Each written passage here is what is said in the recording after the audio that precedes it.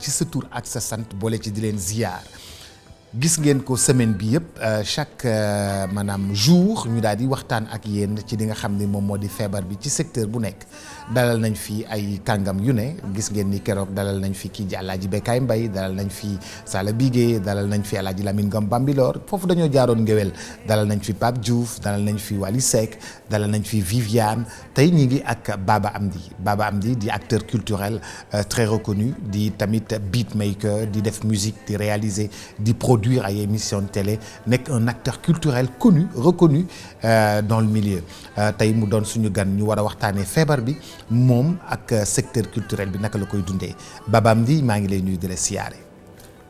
Boubs maa ngi lay nuyu di la siyaar di la remercier ci invitation bi di nuyu bépp téléspectateur buy xool E-Media dans le monde léegi comme dootul télé rek c'est à travers la net ak yooyu yëpp ci dalal bi ci plateau bu yanc bi je vous dis merci. ñoo ko bokk Baba Amdi secteur culturel bi yow acteur reconnu nga ci. da ngay defar musique da ngay def lépp aujourd'hui de plein fouet comme tous les autres secteurs feebar bi dafa dal ci kaw seeni activité artistique yëpp naka ngeen koy dundee. waaw il faut reconnaître feebar bi dafa dal ñëpp comme ni nga ko waxee et ci acteurs yi day metti trop je n'ose pas dire que ni ci acteurs culturels yi la gën a metti mais booy seet ba ci ñoom vraiment ni ñu koy dundee ci métit pharmacien bi du ko dundee noonu le boutiquier du ko dundee noonu le taximan quelque part moo ko tane. Pourquoi? Parce que secteur bi dafa laaj mumbaay dafa laaj dajaloo te feebar bi li muy bañ mooy mumbaay ak dajaloo secteur bi si je prends le cas des musiciens am na musiciens yoo xam ne dañuy jouer du lundi au dimanche ñooñu ñii ñu ngi jouer à partir de 19h ci ay club de jazz lu ñuy woowee ay after work ay hôtel yu kenn xamul ñooñu mënatuñu jouer ñii ñu ngi doon jouer à partir de 2h du matin les week-ends ñooñu mënatuñu jouer ñii jouer bongo ci ngénte yi lañ doon jouer ñooñu mënatuñu jouer ñi jouer sabar yi mënatuñ ko tàggkatu yonent bi sallallahu alayhi wa sallam mënatuñu sax dajaloo fi ñi jóge màkk woo leen pour ñu teral leen loolu yëpp parce que ñooñu ñëpp ay acteurs culturels lañ. dëgg la donc ñooñu ñëpp la laal donc moo tax ma ne quelque part si ñoom la gën a sax safe waaw parce que déjà c'est pas un milieu qui est très reconnu du xaalis bu bëri moo ciy génn donc boo ci tegaatee. survie moo ci nekk c'est un milieu de survie. c'est un milieu de survie donc boo ci tegaatee loolu donc tout le monde est à terre pour ne pas dire à genoux. bu fekkee ni loolu am na kan moo gën a gaañu propriétaire boîte de nuit artiste bi nga xam ni moom artiste bi instrumentiste da nga xam ni day ñëw jouer léegi ñu fay ko léegi mu dem toppatoo luyaasam toppatoo këram ak njabootam joxe dépense wala lead vocal bi nga xam ni moom mooy way moo nekk ci kanam moo gën a siiw moom la ñu gën a xam. waaw ñun ñëpp dañuy gaañu mais l'instrumentiste va souffrir le plus parce que tout simplement instrumentiste yu bëri une bonne partie la majeure partie bu ñu joué wul ak tey par exemple le chanteur A wala chanteur B du ñu mën a dund bu ñu joué wul ci hôtel yi du ñu mën a dund alors qu'aujourd'hui le restaurateur ou bien le restaurant peut ouvrir entre 6h du matin ba 19h peut-être dootul dajale mbooloo mi mais dina leen mën a jox ñu dem ba 20h mu tëj mais que le mënutu ko c'est plus possible pour lui. Maintenant le chanteur, je prends un exemple, je donne l'exemple de Pape Diouf par exemple ou de Viviane ou de Wally ou de Youssou Ndour par exemple qui aujourd'hui si tu ne payes pas ay dizaines de millions, l'artiste ne va pas jouer, le chanteur ne va pas jouer. Alors kooku dina jot a def tuuti économie comparé à l'instrumentiste. L'instrumentiste l'artiste aujourd'hui bi nga xam ne joué na tey pour Boubs pour benn dîner de gala am nga fay ko mu ñëw wayal la mu signer contrat am après il paye les musiciens il peut garder un peu d'argent à côté pour nourrir après la famille pour payer la location et tout ce qui suit mais l'instrumentiste comme vous venez de le dire c'est au jour le jour mooy boo joué wul tey ak joué woo tey ak Baba Amdi wala joué woo tey ak Viviane wala Wally wala Youssou wala Pape Diouf tu as un souci tu as un réel souci parce que la jot na joué ba def économie am la jot na joué def économie am ba bokk ci téléthon yi mais toi c'est pas ton cas ouais il faut pas se voiler la face il faut dire la vérité et c'est ça la vérité il n'existe pas mais alors que t'as pas joué facture Senelec bi wàcc na facture ndox bi wàcc na loyer bi wàcc na léegi yooyu yëpp dépense bi chaque jour yegsi na léegi yooyu yëpp nu artiste bi def ku koy dimbali kan moo ko war a dimbali ça c'est un problème c'est un réel problème moi personnellement j'en pense tous les jours que je fais c'est-à-dire tu es là tu te dis mais gars yi nan lañ ciy génne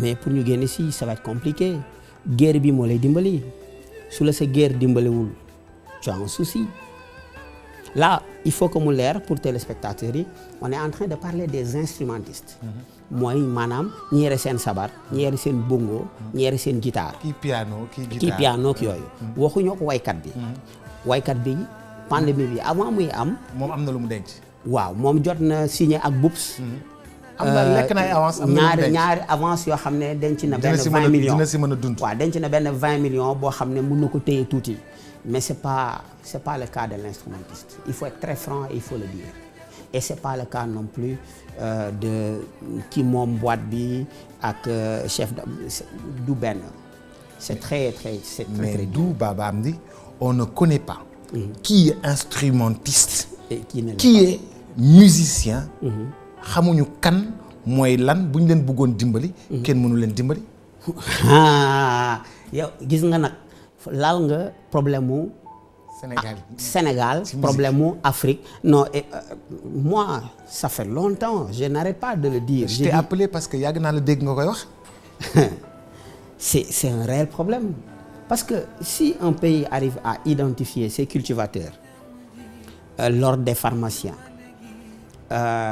les étudiants l'ordre des avocats tu connais les étudiants les cultivateurs sàmmkat yi mais tu ne connais pas le nombre d'acteurs culturels tu ne connais pas le nombre de métiers qui gravitent autour de la culture et tu ne connais pas non plus les nouveaux métiers de la technologie culturelle et ce monde je te dis que c'est ça le Sénégal parce que tu as 53% de la population qui sont analphabètes excusez-moi du terme c'est comme ça que ça se passe nous avons un réel problème depuis 1960 à maintenant nous n'avons pas de base de données à l'heure actuelle on devrait être là à faire des mises à jour mais là même bu ñu leen mayoon tey 100 millions non bu ñu leen mayoon milliard mënuñu ko séddoo xam nga lu tax xamoo batteur bi gisoo fu mu génnee ba jàng tëggkat sabar bi gisoo fu mu génnee ba jàng ba mokkal ba am këyit ne man artiste la tëggkatu sabar la nii laay def kii joué théâtre tam noonu kii joué théâtre kii yore caméra am noonu kii nekk série noonu ki nekk ci série télévisée réalisateur ñooñu ñëpp tout ce monde là n'est pas identifié loolu moo tax nous avons un problème nous n'avons pas de base de données le ministère de la culture n'a pas de base de données en réalité le ministère de la culture et le ministère de l'artisanat devraient travailler ensemble s'ils veulent trouver un moyen on a besoin de génie aujourd'hui pour trouver la solution nous en avons mais malheureusement l'intellectualisme incarné par certains de nos gouvernements ont inconsciemment je dis bien inconsciemment tué quelque part on faillit laay wax waaw on faillit parce que am na loo xam ne Boubs man su ma la ko dénkee su ma ñëwee ci kër il faut ma xam kan mooy def lan kan mooy lan kii lan la mën kii lan la mënul récemment on a vu le médecin ki nga xam ne dañ ko jàpp mais dafa dem loolu dafa nekk benn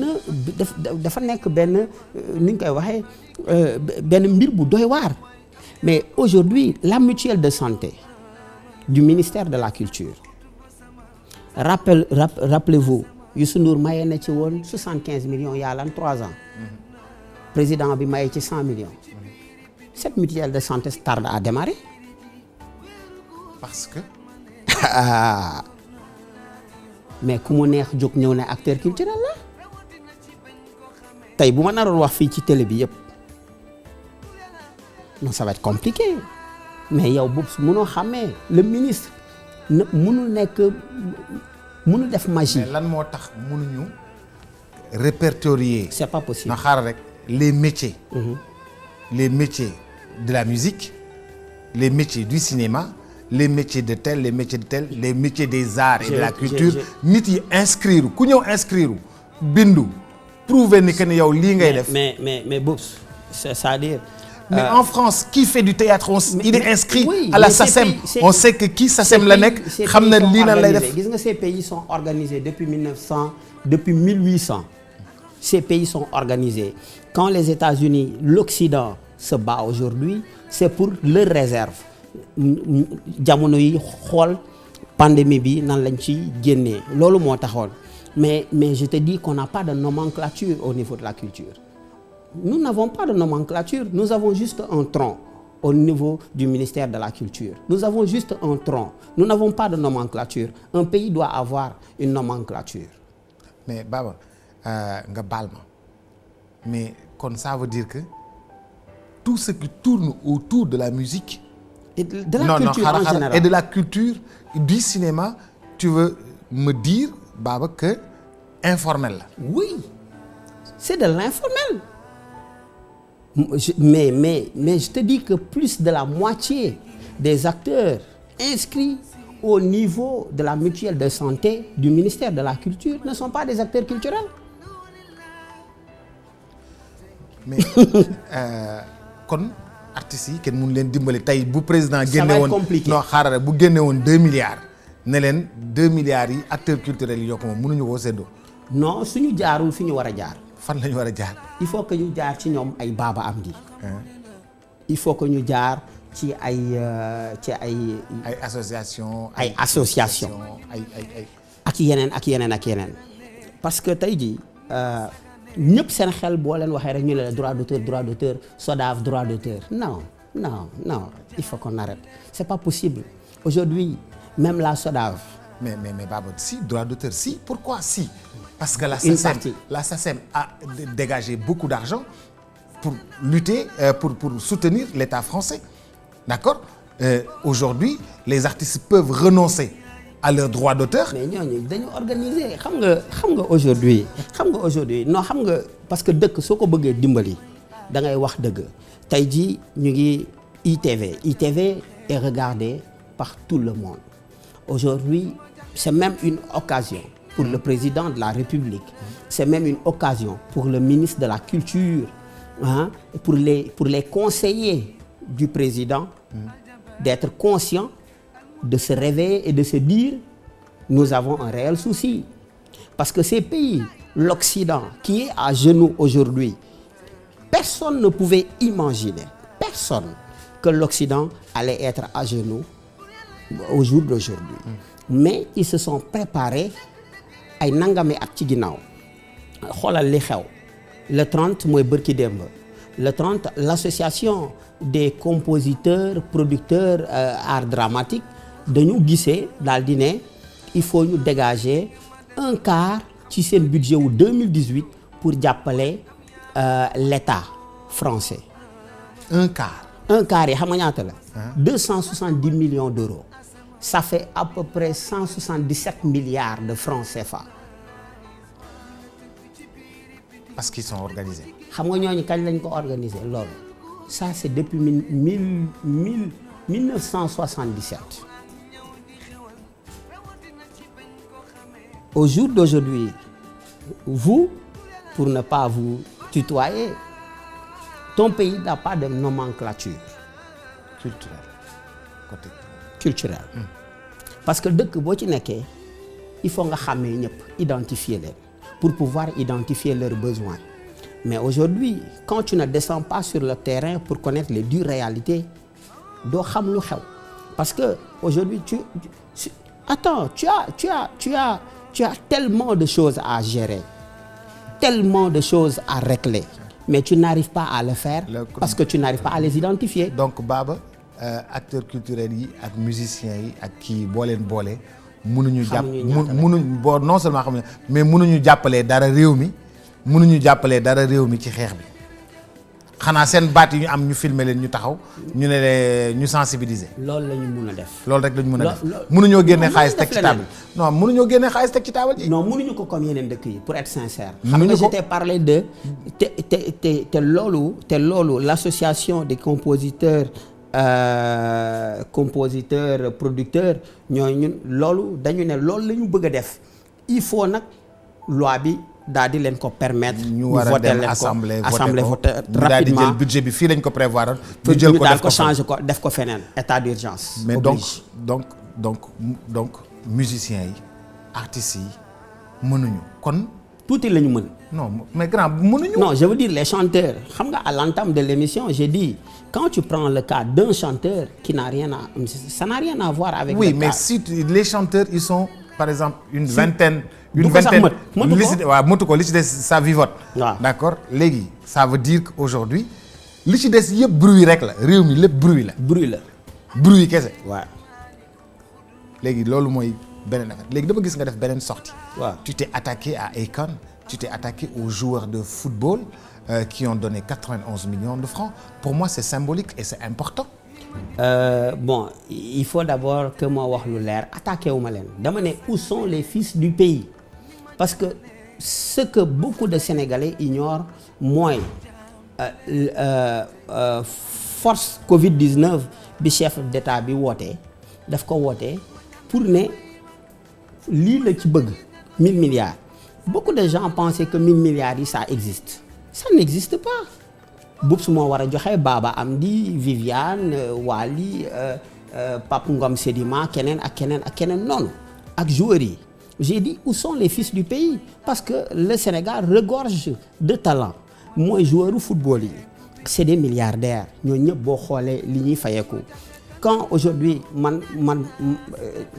j'avais raison de poser cette question et tout de suite ñu daal di ne joxe nañ 91 et je vous rappelle c'est 84 fédération bi moo joxe yenn 5 yi ak équipe technique bi joxe 1 million et quelques mu nekk 91 millions alors que Salah a donné 655 millions à lui seul. Mohamed Salah. Nous avons vu Messi donner 1 million d'euros Barça. Nous avons vu Samuel Eto'o. Nous avons vu. nuróowul yow tamit nag. non doole yamut. waaw non doole yamul xam nga aujourd'hui il faudrait qu'on soit sincère man je ne les attaque pas c'est des amis c'est-à-dire je les défends tout le temps. yow xam nga man daanaan rek laa gëm kuy rendre naa la hommage. rendre hommage Aliou Cissé. man ku def dara rek dama lay ndamoo man mbégte lay ci man quoi. xam nga mais aujourd'hui xam nga sénégalais yi musuñu ñam fukki dërëm ci xaalisu joueurs yi bu joueurs yi di football suñu yaay yi dañuy wérd xale yi dañuy daw ci mbedd bi ñii di saraxe. ñi nga xam ne mënuñu sax da ngay gis ñuy def ay liste xaar di génne ay sarax di wax ba seen gémmiñ ñi di génnee saxaar xam nga c'est le moment ou jamais pour aider son pays je pense que l'occasion ne se présentera plus jamais non parce que balaa ngay football tey jii yow loo bëggoon joueur yi def non man dama ne rek où sont les fils du pays sérieusement parce que man du ma nit buy attaquer dama ne où sont les fils du pays ana Akon xam nga Lighting Africa tout ça c'est bien Lighting Africa but balaa nga laax jaay nga laax lekk. but Lighting Africa is business. non moom laa la wax dama ne Lighting Africa xam nga Africa Sénégal la dama ne ba yow bi nga amee sa fukki dërëm fi nga njëkk a xalaat mooy Sénégal d'abord. avant ngay dem Mali Nigéria affaire yooyu. Le Nigeria c'est un marché c'est un pays qui fait plus de 200 millions d'habitants mooy da ngay compter Sénégal ba mu ay 15 fois ba mu ay 16 fois c'est un marché rien que le Nigeria. Maintenant je dis où sont les fils du pays nous en avons et milliardaires yi ñu ngi fii ak ñeneen il faut prendre exemple sur le modèle économique du mouridisme ñooñu xam nga ñooñu da nga naan nii rek ñu ne tel daan dóor ko ñu dóor ko mu daanu du appartenance du dara mais gëm li ñuy def la. et balaa ngay mën a football tey mais xoolal Juventus ñoom Cristiano renoncé nañ ci seen 4 mois de salaire yi di ñëw. xam nga booy jël Eto'o di jël ñeneen moi je dis j'aurais aimé parce que nous avons des joueurs aujourd'hui qui se déplacent avec des jets privés. Akon est un multimilliardaire il faut le dire hein il faut pas avoir honte parce que l'occasion aujourd'hui xam naa dina ñëw non xam nga yow da ngay bañ ko man bañuma ku ma mere tu sais pourquoi quand tu es porteur de voix looloo tax ma fan rappeurs yi le mbalaxmaan se cache derrière toujours le mbalaxmaan te dit non man du ma politique du ma lii du ma wax lii pour sauver image am non da ngay waxal askan wi parce que askan wi moo la soxla. mais les genres yi bokkuñu. waaw moo tax man askan bi gis nga bu la soxlaa. occasion bii nga xam ne tey man moom laa am mais ñëpp amuñu ko ci mbedd bi il faut ma waxal taximan bi il faut ma waxal kii dafa am benn pompiste généralement su may jënd essence dafa may ne mais am di waaye dimbali ñu waxal ñu lii nangam et c'est l'occasion moi ñooñu laay waxal tey ñooñu ñëpp laay waxal damay waxal. sa benn jarbaat boo xam ne dafa bëgg football. kenn buy football sax day julli te musul julli. bu Sénégal di football mu daaw jàpp. waaw julli fekk daaw julli. waaw mais Baba. gis nañu ne. musiciens yi. footballeurs yi j'ai vu quand même. que élan de solidarité bu mag développé wu na ci réew. ñu ngi koy mais dafa tuuti. waaw xam nga. moi je dis la vérité. jarta xeeb Baba. non jarta xeeb loolu seen xaalis la mais je veux dire c'est l'occasion ou jamais xam nga lu tax Manu Dibango balaa muy mën a ëff. il faut mu dund balaa muy mën a mbiib. foog mu dund. mais dee na Covid bi kii bi moo ko rey. on a vu maa ngi jaale waale Oumy Gueye suma sœur. jabaram. mooy grand Pape Diouf. bu nekkoon président Marseille. moom it xam balaa ngay mën a dund wala ngay mën a football wala ngay mën a animer télé il faut nga am wér ba pare te doole yamul boobu dëkk bi dafa metti nous sommes dans un pays qui est très très très dur très compliqué gis nga lii c'est un signal gis nga lii yàlla mooy wax ak ñun pour ñu dimbalante yàlla mooy wax ak ñun xëy na saisir guñu message bi dama lay jël juste benn 1 minute quand vous regardez aujourd'hui l'Occident est à terre personne ne pouvait imaginer le premier pays exportateur la Chine deuxième pays l'Union européenne après il y a les États-Unis que ne ñooñu la ñuy gën a frapper et je peux même dire que l'Afrique est épargnée parce que l'Afrique parvient aujourd'hui à compter ses morts amagul sax 100 ñëlee tous les jours que Dieu fait c'est des milliers et des milliers de morts alors que l'Occident a une médecine tellement développée sophistiquée d'ailleurs tous les jours da ngay dégg ñoom xam nga ay miracles yu ñuy def mais aujourd'hui l'Occident est à terre mais si l'Occident est à terre Afrique yàlla dimbali ko muy wàññi ay néewam par benn ñaar ba ñett c'est l'occasion ou jamais mais vraiment de se donner encore la main et de travailler et de croire en soi parce que c'est kaa ma wax la affaire estime en soi la. feebar yii nii dañ doon wax ni feebaru Afrique la ay paludisme ay Ebola feebaru Afrique la mais feebaru àdduna la. feebaru àdduna la nous avons notre médecine ku ko xeeb da ngay wax lu la neex.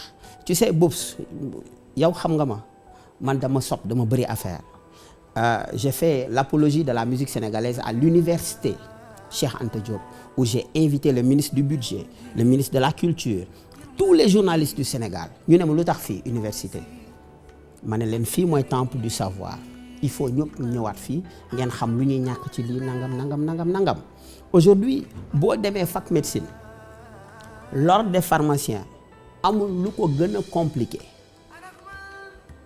boo amal doole bu la neex suñu la dul jox autorisation pour nga tijji sa pharmacie amul bras long amul dara mënoo ko tijji c'est pas possible. Alors nous avons des médecins qui sont très très bons man ci camp militaire la yaroo ñoom docteur Sarr ñëpp leen dégg dans le monde.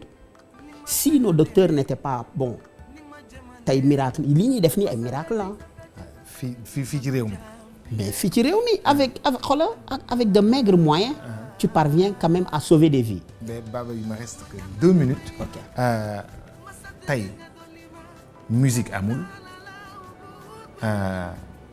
spectacle amul. dara amul. Est-ce que la musique ou les cultures ou la culture yi nga xam ne yooyu lañ dajale yëpp ci métier wu art ak culture dina mën a survivre à cette pandémie? Je ne pense pas, ça va être très très compliqué. Il faut dire la vérité, ça va être compliqué. Tu sais, wax naa ko sànq ci 177 milliards yooyu nga xam ne France, l'association des compositeurs, arts dramatiques et consorts, essaie au moins d'aider une partie.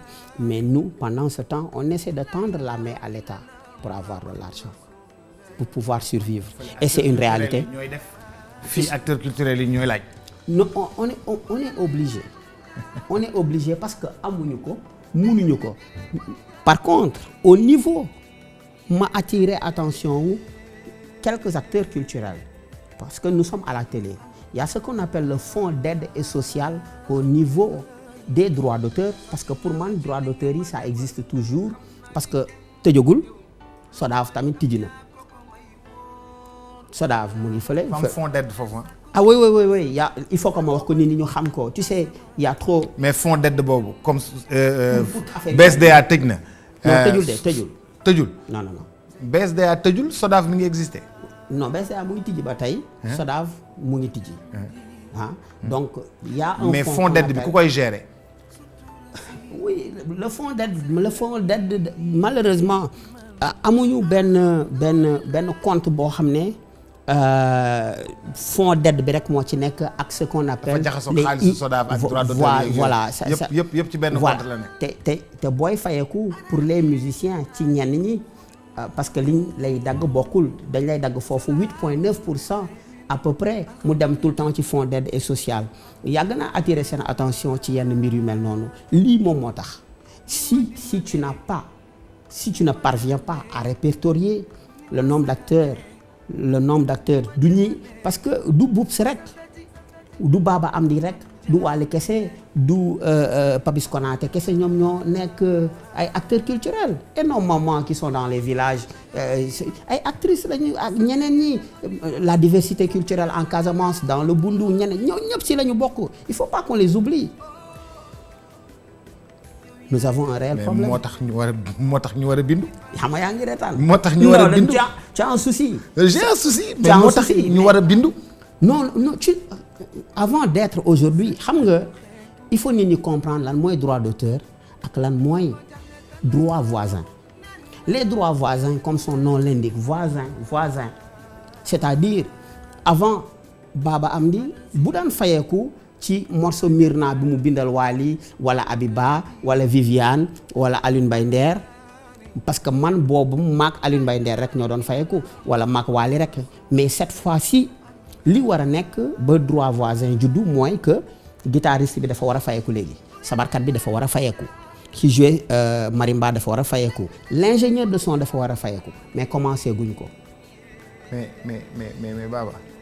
Baba musiciens yi seen bopp boo leen waxee ñu ne ñoom dañoo woy ba sonn.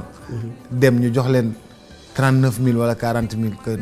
bon par contre nag foofu loolu parfois nag musiciens dañuy def ay erreurs. dañuy def ay amalgame. waaw foofu yooyu day am erreur man par exemple lu may dundee lu bëri je dis la vérité xaalisu SODAV la man lu may dundee. mais parce que da nga bindu da nga ko xam da nga xam naka ngay bindoo da nga xam naka ngay inscrire. non et puis moi mais Boubs moi si la musique sénégalaise aujourd'hui bu fekkee 100 titres la j'ai fait au moins 90. Ah ouais? J'ai fait tous ces chanteurs xam nga ko yow déglu nga ñëpp sama studio ça tu le sais j'ai fait tout le monde j'ai fait Wally j'ai fait Nder j'ai fait Titi j'ai fait Viviane j'ai fait Aïda Samb j'ai fait Ami Collé j'ai fait Abiba j'ai fait tout le monde. Ouais. et j'ai fait des publicités. acteurs yu bëri dañu fàtte ne publicité dafa bëri xaalis xëy na sax yow réere na la mbir. xaalis bu bëri mooy ci publicité yi. ci contrat yi sa diggante ak ñoom. alors que c'est des millions chaque année donc xam naa suñu émission bi du doy quoi. du doy dañ koy bisaat. dañ koy bisaat waxtaan ak yow dafa neex. Et puis c'est enrichissant. Et defoon naa ni pour man le monde de la musique, des arts et de la culture était en mesure de soutenir, mais on peut soutenir, mais on aura du mal. On va soutenir que par nos voix, comme on dit, porteurs de voix, par les images de sensibilisation, et on s'en arrêter là, parce qu'ils n'ont vraiment pas les moyens comme les autres. Non, ils n'ont pas les moyens. Et ça veut dire que les artistes, ça veut dire que les musiciens, ça veut dire que les instrumentistes, tous tirent le diable par la queue. Et il faut rappeler aussi que la voix est un instrument, comme woykat, mais les instrumentistes de métier, ñi yore guitare ak yooyu dafay metti trop pour ñoom. ñi jouer théâtre dafay metti pour ñoom. ñi tëgg sabar bongo ñi tàgg Seydouna Muhammad sallallahu alayhi wa sallam. ñooñu ñëpp dañuy nekk ci coono dañuy nekk ci ay coono Baba Amdi day nekk ci coono keneen day nekk ci coono. loyer bi facture yi muy wàcc de. courant bi wàcc na ndox mi wàcc na de. xam nga yàlla bu sa kër cher day compliqué. kër yi bu chéré day gën a compliqué. C'est compliqué. Merci Baba Amdi. Merci, c'est moi qui vous remercie. Merci et puis à très vite on va se revoir. Merci Inch'Allah. Et puis dans d'autres circonstances. Inch'Allah. Mbokk yeeg xarit yi ñoo ngi leen di gërëm bu baax a baax di leen sant demain beneen gan Inch'Allah jaa ngeen jëf merci.